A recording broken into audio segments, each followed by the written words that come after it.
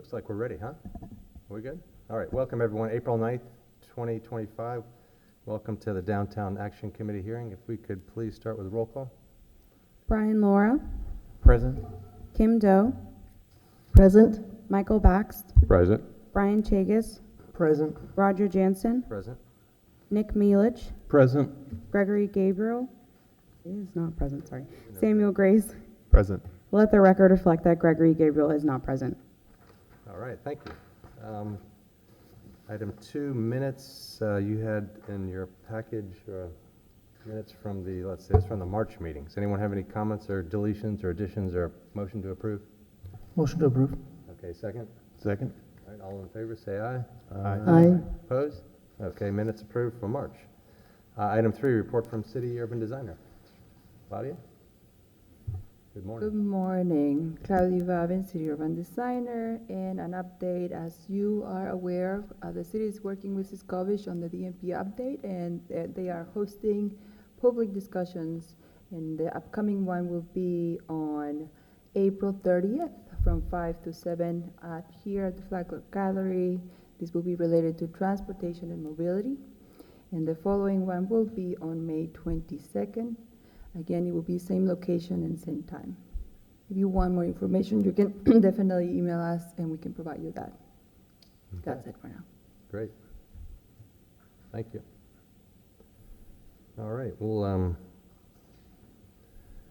go on down to item 5, ex parte communications. Anybody have any ex parte on today's code revision case? Okay, seeing none, we'll move on to today's public hearing. If anyone will be speaking about this that needs to be sworn in, kindly stand up and be sworn in. Do you swear or affirm that the testimony you're about to give is the truth, the whole truth, and nothing but the truth? Thank you. Mr. Chair, I have to recuse myself from this item. Okay, you and Yeah. Sam, I think. I also need to recuse myself as a member of the NORA development team. Okay, I think we still have a quorum, so we're okay. Thank you. All right. So, Mr. Chairman, may I pause 1 minute? Sorry, I was scrolling my computer too fast and it went to the code, but could somebody help me get back to today's materials, please? Brian's got you. Sorry. All right. Okay, got it. Thank you. All right, we're going to move into today's one and only case, code revision case 25-03, request by Meredith Lee of Shuts and Bone. And go ahead and hear your presentation. Thank you. Good morning. Meredith Lay with Shuts and Bowen here on behalf of Joe First of Place Projects and the development team with the NORA Development District. The case before you today is case number 2503. It's a code revision case for the NORA Brailsford or NORA zoning district. Just a little bit of background on what brings us here today is that when the NORA district was created, it was the intent of the regulations that, among other goals, that it would create a transition in building heights from high-rise developments that would be permitted along Palm Beach Lakes Boulevard, transitioning to a mid-rise development down to the existing Brailsford Park, which are permitted up to about 3 stories or 40 feet. And so the blocks in between would be 125 feet, going up to 230 and 305 feet along Palm Beach Lakes Boulevard. And then they would be able to transition back up to mid-rise on the south end between 7th and Quadrille from 5 feet to 10 feet with incentive height. And so what the regulations shaked out to be was along Palm Beach Lakes Boulevard, you will be allowed a base height of 2 stories, and with the Transfer Development Rights Incentive Program, up to 20 stories or 15 stories. Our block, which I'll describe the project that kind of spurred this amendment, is on the mid-block here between 11th and 10th Street, and it's zoned NORA 2 to 8, meaning you can go from 2 stories base height up to 8 stories or 125 feet with incentives, TDR incentives. To the south, you've got the NORA 5 to 10, that's between 7th and Quadrille. And on the east and west, you would have Brailsford Park District, 5 stories, and the NORA 5, and then the NORA Brailsford Park Legacy District, which comprises of the Brailsford Park residential neighborhood. Those neighborhoods are allowed a maximum of 3 stories or 40 feet. The Nora 5 and BPD 5 are allowed 5 stories up to 68 feet. So the transition in height is logical, was planned to be logical from 230 or 305 feet down to 125 feet, stepping down to the 40. And in section view, this is what that transition would conceptually have looked like. You would have the 230 feet. This is a section cut from from Nora 2 to 15 down to Nora 8, or 2 to 8, and into the BPDR. What spurred this amendment was that we recently submitted a formal site plan review application for the block for this Nora 2 to 8. And it's a mixed-use building with residential above commercial. It was submitted with 350 multifamily units and designed at 125 feet, but we ran into an issue. And that issue was that in order to achieve the gradual transition from the 230 to 125,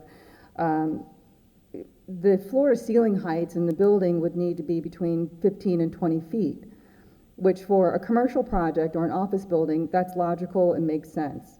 But for a residential project, 15-foot ceiling heights are not necessary for a rental project or a multifamily project of average market rate.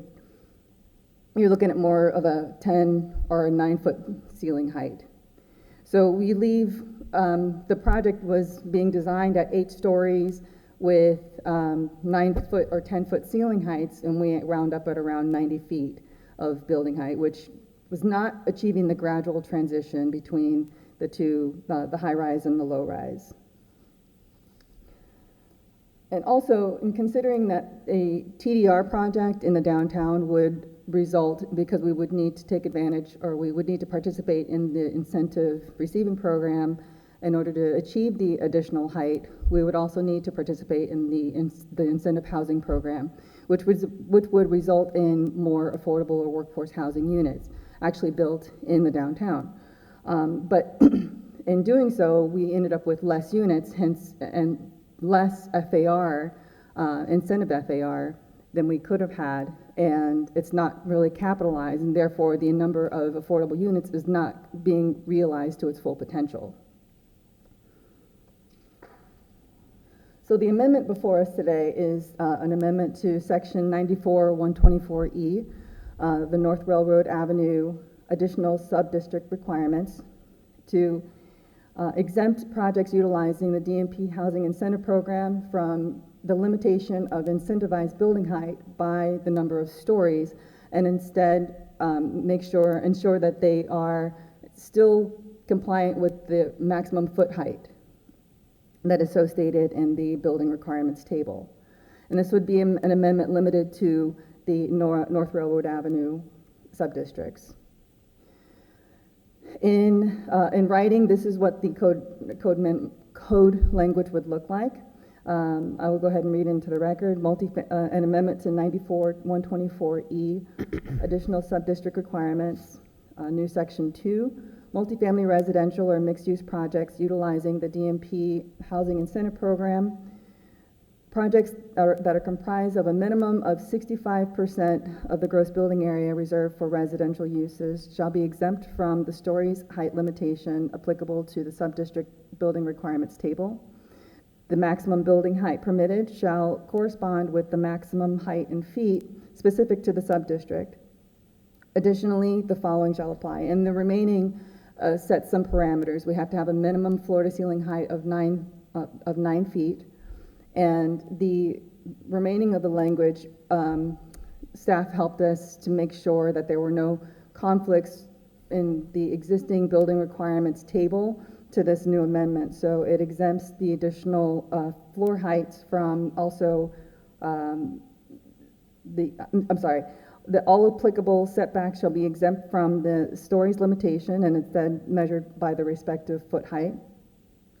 That the applicable active use liner requirement shall be exempt from the stories limitation and instead be measured with the respective foot height. and that the maximum building footprint percentage for any stories above the maximum identified in the building requirements table shall match the percentage found in the highest story of the sub-district's building requirement table. So it's just making sure that the amendment covers all the bases. So the impact of the amendment is that projects with residential or mixed-use building could now be built to the heights envisioned by the Nora District Amendment of 2022, and it affords greater architectural design flexibility. And ultimately, it is an opportunity to create more units that would be affordable in accordance with the downtown master plan incentive program. This slide here also shows an image that we included with the formal site plan review application.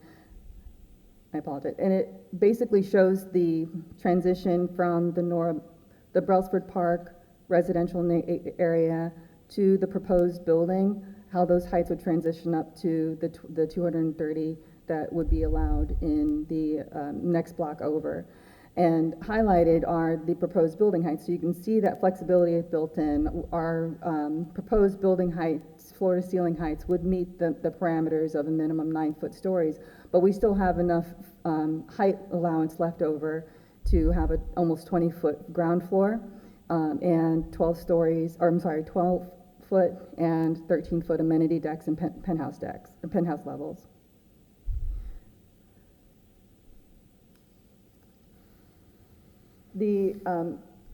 Importantly, we wanted to emphasize that it's not just about building more units, but it's about making sure we provide more affordable units. And when we compare what we could have provided in 8 stories, 125 feet versus 11 stories, 125 feet, the workforce housing requirement, because the difference in incentive gross building area is a lot greater, obviously, in the 11-story building. We also have a higher workforce housing obligation, a 40,000 square foot workforce housing obligation, which at an 850 square foot average unit size results in 48 units as opposed to 30 units, which we would have ultimately have wound up with at 8 stories and 125 feet. We think, and staff agrees in their staff report, that the amendment does comply with all 8 standards of the code requirements for amending the code or rezoning. And we have staff's recommendation of approval. Staff worked with us closely. We've been working on this amendment for about a year now. And so it's been a work in progress, and we think that it's narrowly tailored so that it would not impact all of the downtown, but just the Nora projects. And with the Ziskovich DMP update, it would be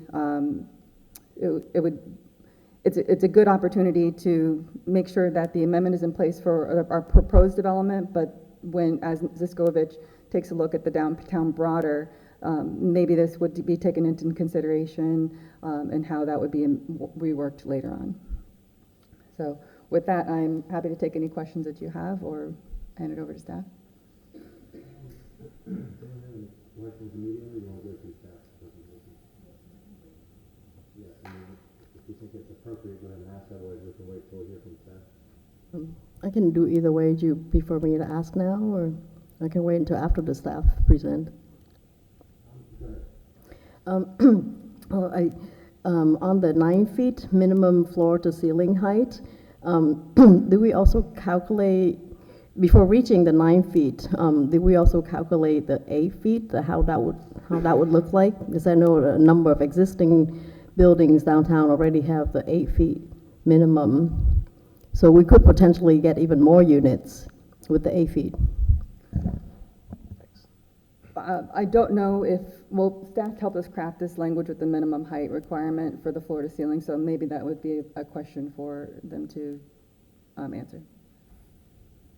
Yeah, that's great, thank you. We'll hear from staff. And maybe as staff's presenting, we can just sort of maybe just clarify for us what's currently approved in terms of that first zoning diagram we looked at, and then in terms of also what, if there were densities and FARs associated with that zoning, the current zoning approval, and then we can understand what we're comparing here. Thanks.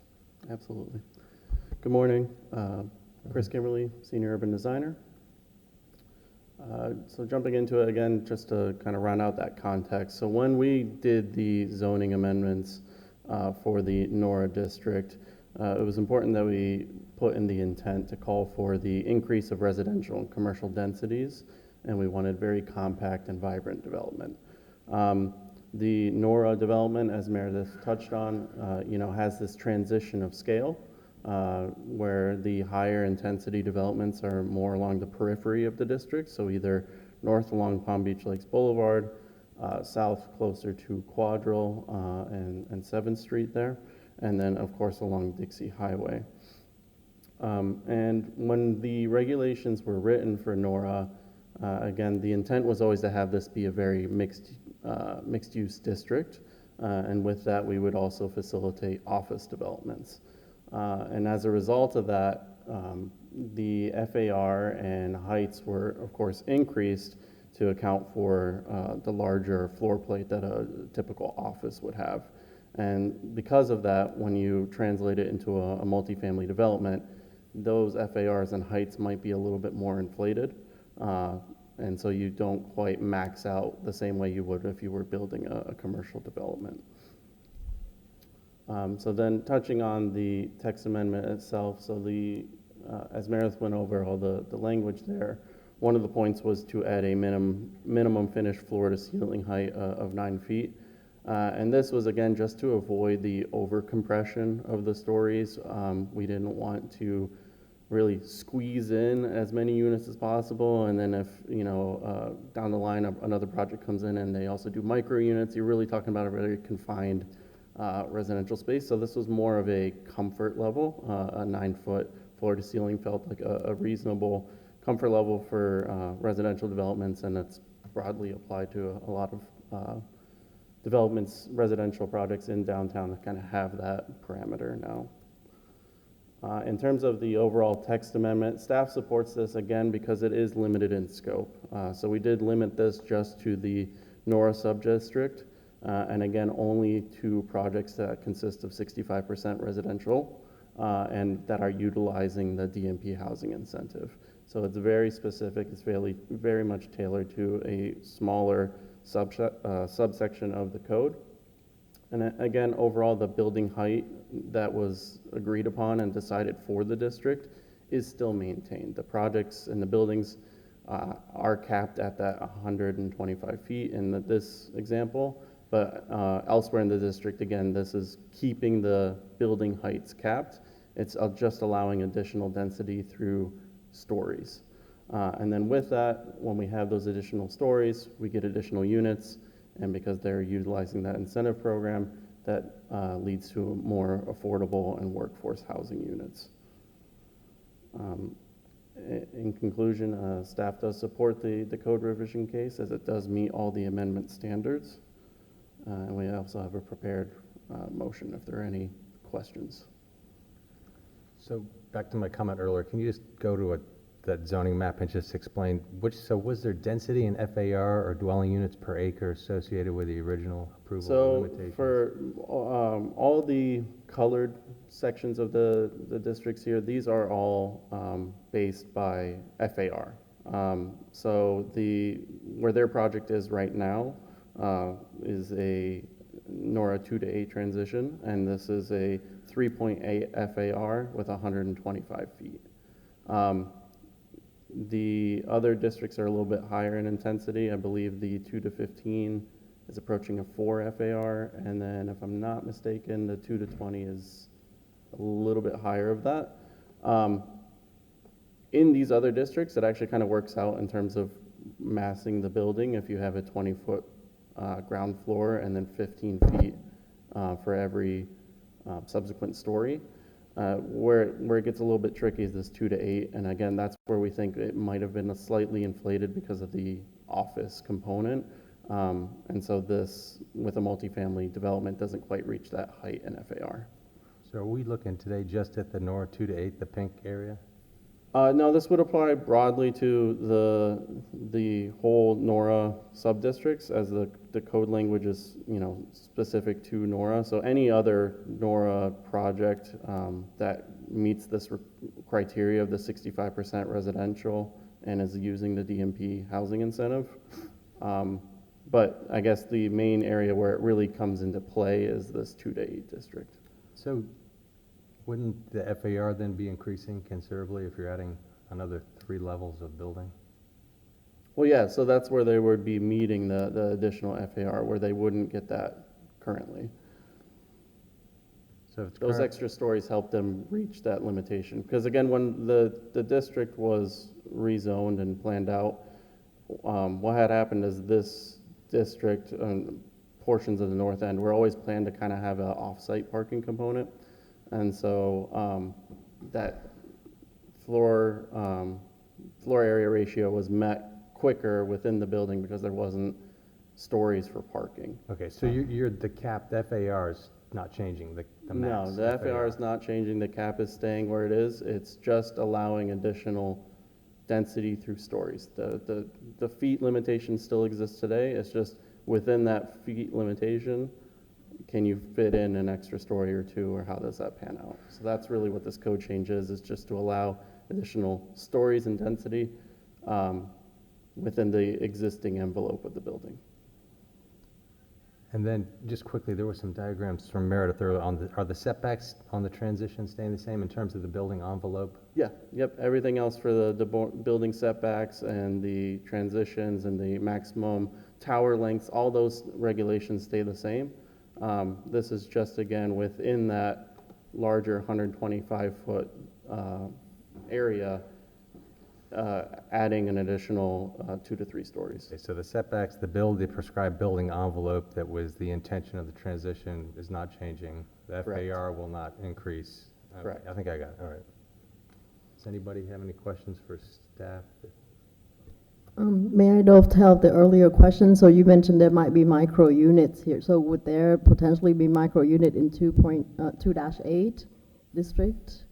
In the current submittal, there's, I think, a very small percentage of micro units, a couple units, but the overall of the 354 units, again, I think it's less than 10 that might be micro unit. Everything else is a, studio, 1 bedroom, 2 bedroom things.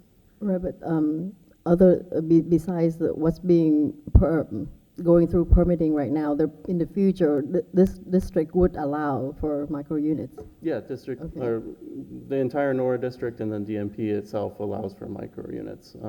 Again, they have special standards and requirements if you do incorporate them into your project. But yeah, we're not precluding micro units from existing. Okay, so so let's say if we were going down to the 8 feet ceiling minimum, it would potentially create too many units.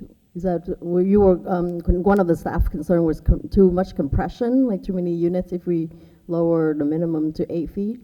That, and it's just a comfort level for, the user, for the resident. So compressing the unit down to a very small floor to ceiling height, it's a uncomfortable space to be in, I guess, on top of if it's already compressed as a micro unit.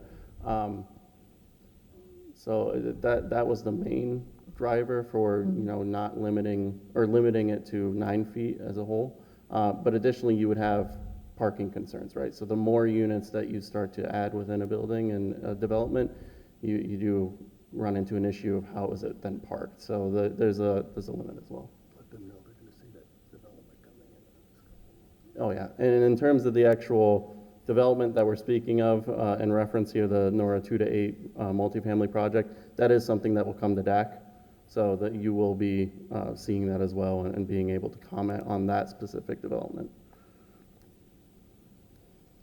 I had one question with the max height. You said 35% occupiable roof area permitted above 125 feet. What would be that max then, if you're... Yes, so the 35% reference here, This goes back to a previous code amendment that we brought to DEC, where we found that a lot of developments are kind of amenitizing their rooftops. And so this is to kind of facilitate more of that amenity space, whether it's a gym, a pool, cabana, those kind of elements. And so we wanted to limit the overall profile and height of them.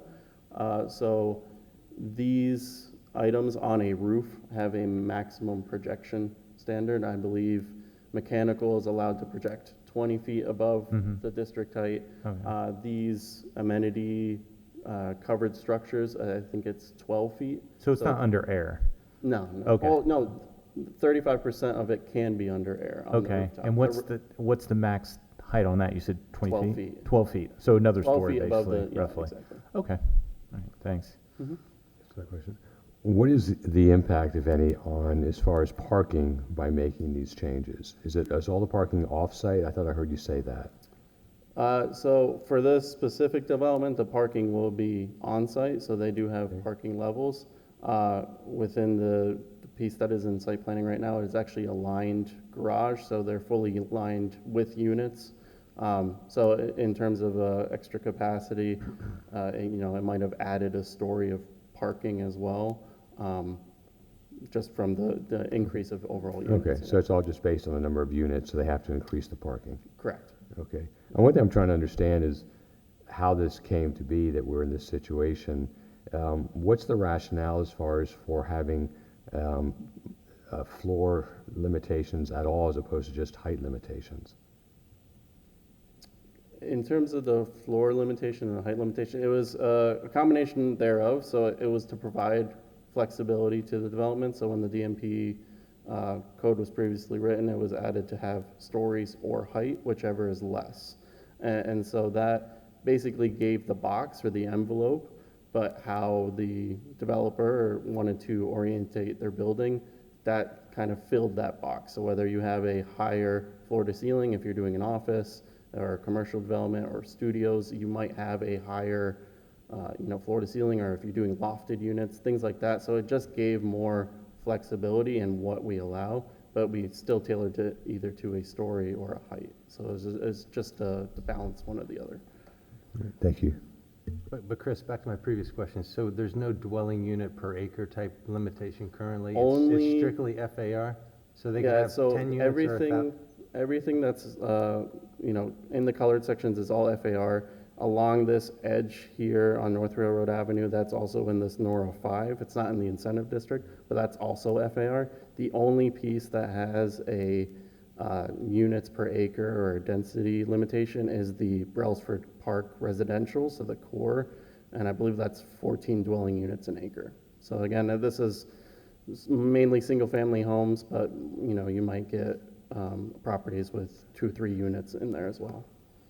But that's only in the core, and that's not being impacted by this code change, as this is specific to NORA, not Brailsford.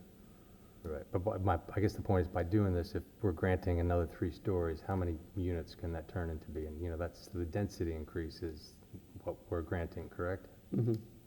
So in the example Mayor showed, they net at an additional 18 workforce housing units over the total. I don't know offhand what the number is within those 3 stories that they gain by going from a 8-story to an 11-story within that 125 feet. I don't know what the net total is on that, but in terms of workforce housing units, it's 18. And is all this extra density been approved by staff and the utilities, the other departments Yeah, of the so city? again, this project that's coming through is being looked at through the PPRC process, and it will go through all the, necessary Go through all the departments to traffic. look at this. NORA is a really big undertaking, so there is a lot of utility work and things happening within that district to facilitate not only this development, but also everything along the commercial corridor and the hotel that's currently under construction. So this is being looked at. And then I will reiterate too, to Meredith's point, we do have Ziskovich looking at the DMP update, and so this is something that we tailored it to be just to Nora and an abundance of caution, but this is something that Ziskovich will look at as well over the course of the DMP update to see if it's applicable elsewhere within the DMP. Have they reviewed this proposal? Yes, and they were okay with it in terms of it kept the overall transition and scale that was already established by the district. It was just adding additional units through the stories. Adding density, right? Yeah. Okay. All right. Oh, I'll let the record show Gregory is. Yeah, present. Gregory is here. Oh, sorry, I was late. Quick question for you. As it relates to parking, it mentioned that off-site parking is encouraged. So have we identified, or is it which parking, where, basically, can you speak to how the off-site parking is addressing? Yeah, so I think in the early iterations of the Nora district, there was, the intent was to maybe centralize some of that parking for the district. And that's being done currently, and what you see here is showing a little high-rise right now. It's this Nora 2 to 20. This is a surface parking lot currently. It's being designed to be about 168 spaces. And then there's also additional surface parking, if you look here on the screen, along this edge here on the North Railroad Avenue corridor. So that allows for a lot of the commercial parking to be addressed, and a lot of the guest visitor parking that are coming into the district will be valeted and parked through these off-site locations.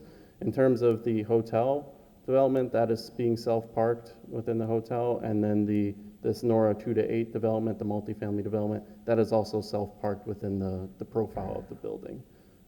So there's off-site opportunities, but it's mainly to address the parking on the commercial corridor. And this was because when we did the streetscape, we actually removed a lot of the on-street parking. So again, that kind of balances out that loss of the on-street parking. And that will be a paid parking, so somebody not parked there for 48 hours, leave their car there. Is it gonna be paid parking space? I will No? defer that to Joe. Hello, everyone. Joseph First, address 1105 North Dixie Highway. So we have a lot of different parking opportunities. So in addition to what Chris mentioned, we also have a lease with the FEC where we're parking 120 cars behind the buildings along North Railroad Avenue. Our vertical developments to date, the hotel and the project that is being referenced, although that's not what's being heard today. What's being heard today is a text amendment to the code. Those are fully self-parked per the actual code guidelines.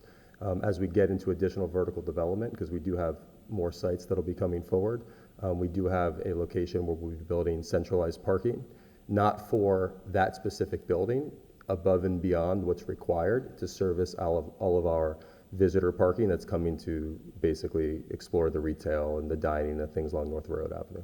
Okay. Thank you. Nick, you got anything, Nick? No? No. It's pretty clear to me. Thanks for the presentation. I think makes a lot of sense as long as the big picture is not changing and it's efficient and it's getting more affordable units. I like it. Hey, this question for staff or Joe. So, given the, I'm trying to correlate this to what we're granting. And I understand it's all within the FAR and the zoning and the heights and all that, but they're getting a lot of extra density dwelling units, right? Is this setting a precedent for any other districts where the next developer is going to want to come in and get the same thing? And I guess the question is, which other areas are tied to a similar restriction in terms of height max with the number of stories max, where the next developer is going to want to get double the stories and get the double of the dwelling units, et cetera, for an exaggeration example? Is this a precedent for any future areas that you can consider? I wouldn't say it's an immediate precedent, just given that the other districts within the downtown actually tailors the FAR and height more closely. So where areas where they might have an increase of FAR, the maximum heights are actually dropped significantly lower. So where we have an example is the Northwest Neighborhood Incentive District has a 8-story limitation as well. I think the FAR is, offhand, I want to say it's like a 2.5. but the overall height for the district is limited to 90 feet or 85 or something like that. So it significantly lowers it. So across the downtown, across the board, I think that's often the case is where when we do increase FAR, the height is lowered, and if we increase height, maybe the FAR is, you know, the inverse of that. So Nora was the one example where maybe it was just a little bit missed or in an overabundance of anticipation for office development, that those values were a little bit higher than normal.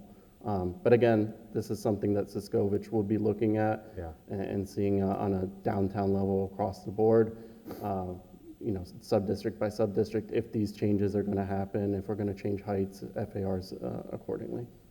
So most of the projects we've seen have been tied to height and FAR, not necessarily dwelling units per acre? Correct, On these correct. eight and 10-story residential blocks? Yeah, the only places that have a density from a unit per acre standpoint is our residential district. So the Northwest Residential District, the Brailsford Park Residential, and the Providencia Park Residential. Otherwise, it's always been height and FAR. Yeah. Have you found like all the new developments in the past 10 plus years, have they been maxing and reaching their max FAR based on the height limitations? For the most part, they really push that envelope and max out either the height or the FAR, one of the two. So they definitely reach that threshold. Okay, thanks. Does anyone have any further questions of I staff? have one question about the percentage of open space within the NORA 2-8. What's the typical open space percentage? So for this specifically, the district, it's if it's a lot size greater than 50,000 square feet, your public open space requirement, I believe, is a 5%. 5%. Okay. And then in addition, I can reference this with that project coming through, they'll be abandoning the alleys on the blocks of this mid-block alley and then the north-south alley. For any alley abandonment, it's a 1-to-1 in terms of square footage that has to be provided as open space. Okay. Okay. Thank you. Oh, Kim, you have Yes, so I have a question on the calculation of the percentage of residential. So the 65, if a project is 65% reserved for residential, it'll be exempt. So for the live work units, would the entire unit be counted as one unit and not half? Let's say like two purposes. Live work unit, like you can both work or live. So that would count as one unit, right, in terms of okay. A residential unit. Okay. So Chris, the language here on item 2 about the applicable setbacks shall be exempt from the stories limit. Yeah, so the bullet point there, 2, 3, and 4 in the code, this is to address with the current building requirements tables, say NORA 2-8. Right. So we don't have regulations for when you introduce a 9th, 10th, 11th story. And so the 2, 3, and 4 bullets here are just saying that the setbacks, when you exceed the stories limitation, we're just regulating by height. So in our regulations now, we might say setbacks apply to the 5th story or 50 feet. So now we're just saying it's at the 50 feet. And the same thing happens with the liner requirements. It might say for stories 2 to 3 at a certain height in feet, and that's where we're saying it's only applicable to those height standards. And then the last one, again, is just to address if you're doing a building with additional stories. So if you go above the 8th story in this example, you have 9, 10, 11, we don't have a building requirement footprint for them. So we're saying it just has to match what's on the 8th floor that is permitted currently. Okay. All right. Anybody else? Any other questions? Right? Okay. Thanks. Great.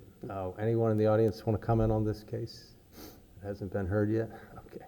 We'll close public discussion. Any further questions from anyone? Anyone like to make a motion? Mr. Chair, I'd like to make a motion. I move that the Downtown Action Committee recommend approval for code revision case number 25-03 as listed in the staff report dated April 9th, 2025. The motion is based upon a determination that the testimony presented at this hearing, along with the application submitted and staff report, constitute a preponderance of competent substantial evidence. The Downtown Action Committee hereby makes findings of fact that the proposed code amendments satisfy all of the criteria and amendment standards found in the City of West Palm Beach zoning and land development regulations, Article 2, Section 94-32A. Okay, motion, is there a second? I'll second the motion. Any further discussion? No? No, all in favor, say aye. Aye. Opposed? All right, the motion carries. Thank you all. That's it. That's the one and only case of the day. We have any unfinished business, any new business anyone want to bring up while we're here? Keep it short and sweet. Just a real quick request, could I get just an update on the projects in Northwood, the 2 buildings going up? Just a real quick overview. Yeah, and then how many stories and how tall are those buildings? And one looks... Good morning, Ana Good Maria morning.